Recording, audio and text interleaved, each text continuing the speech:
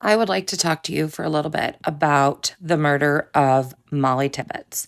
Mollie Tibbett was a 20-year-old college student who went missing in Iowa in 2018. This is her. This is me testifying in her murder trial.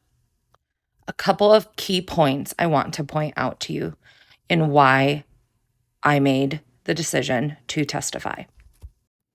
This is my dad, law enforcement officer.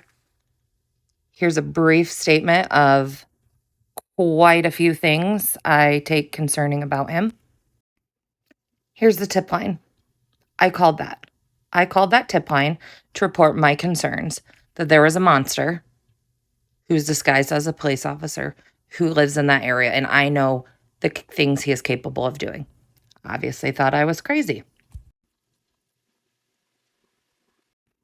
Here is another court document saying law enforcement acknowledges my dad was capable of such things, but chose not to do anything.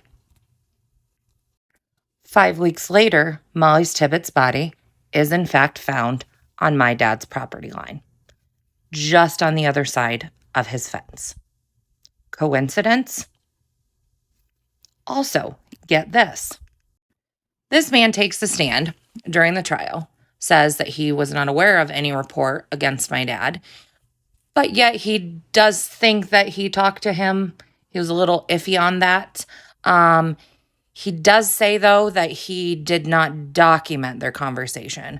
My dad was never taken in for an official investigation. However, a man down the road who owned a hog farm, who had a way less violent background, was. And that interview was documented.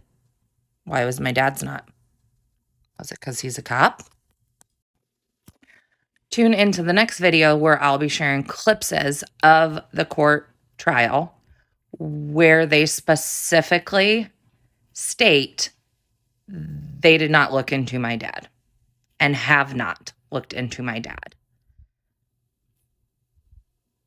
So I took the stand simply to state who my dad is, what he is capable of, and the fact that I called the tip line numerous times and law enforcement did not follow through. They simply did not look into my dad properly.